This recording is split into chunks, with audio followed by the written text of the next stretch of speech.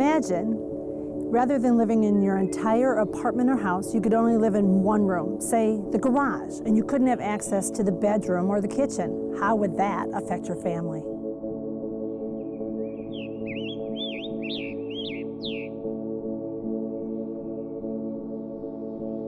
The rare blue-spotted salamander needs this oak flatwoods for its breeding habitat. Then they need this temporary springtime pond where they lay their eggs. After the salamanders do their spring thing, they go to the woods and they stay underneath logs. Let's look and see whether there's any here. When they leave the pond, they move to the woodland where they spend the rest of the summer and winter surviving till the cycle starts over again. Sometimes they have to travel a long way between these habitats because they're so important to both parts of their lives. And now I'm going to put this little guy back so he can go on with his day.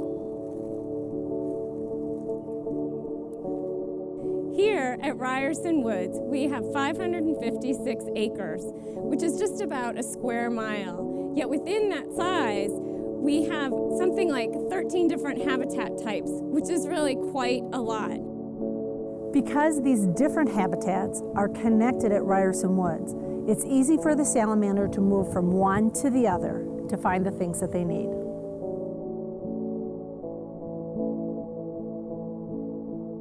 In addition to the wide variety of habitats found at Ryerson Woods, there's also the Des Plaines River, which acts as a natural highway that connects habitats up and down its length. During migration, birds will fly overhead, spot the river, and follow it along like a trail. Plants use the river too. Seeds can drop off of a tree upstream, and the seeds will float downstream, be deposited where another tree can grow. So the Des Plaines River plays a really key role in connecting various ecosystems, but it is a very narrow strip. That's why the Lake County Forest Preserve District has made it a priority to protect parcels of land along the Des Plaines River to create a green corridor. Altogether, there's nearly 5,000 acres of continuous natural areas along the Des Plaines River corridor in Lake County.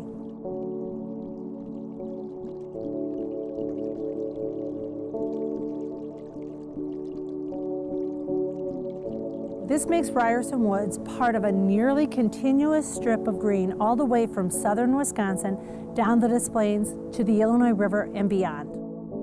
Because these smaller habitats are so well connected, it creates one larger habitat. One animal that requires a large habitat range, much larger than even Ryerson Woods, is the pileated woodpecker.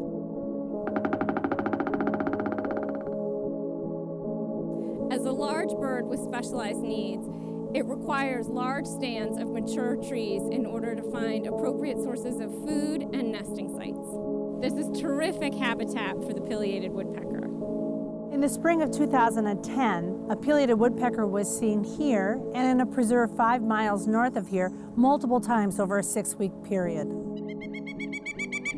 Seeing the pileated woodpecker here tells us that Ryerson is connected to other preserves to give the bird the expansive area that it needs to survive. Even our neighbors can help contribute to the health of this preserve. For example, to the south is Riverwoods, which does a terrific job of educating its residents about what they can do in their own backyards to live more in harmony with the woods. And to the north is Lincolnshire, which uses a lot of native plantings in their municipal properties. People can do things in their own yards that help extend natural areas. For example, removing invasive species makes a big difference. Planting native plants, particularly native trees, makes an enormous difference and extends habitats into their own yards. When natural areas are connected, they become greater than the sum of their parts. Find a natural area that just appeals to you and visit it regularly. Watch how it changes through the seasons. Watch how one day to another, a snowstorm, a thunderstorm, how it changes. It could be walking on the lakefront. It could be the public park in your community. But again, if you go regularly and see how it changes, you become more committed to that place and you feel more in touch with nature. and just grow to love that place, because that will become part of your life and it will renew you.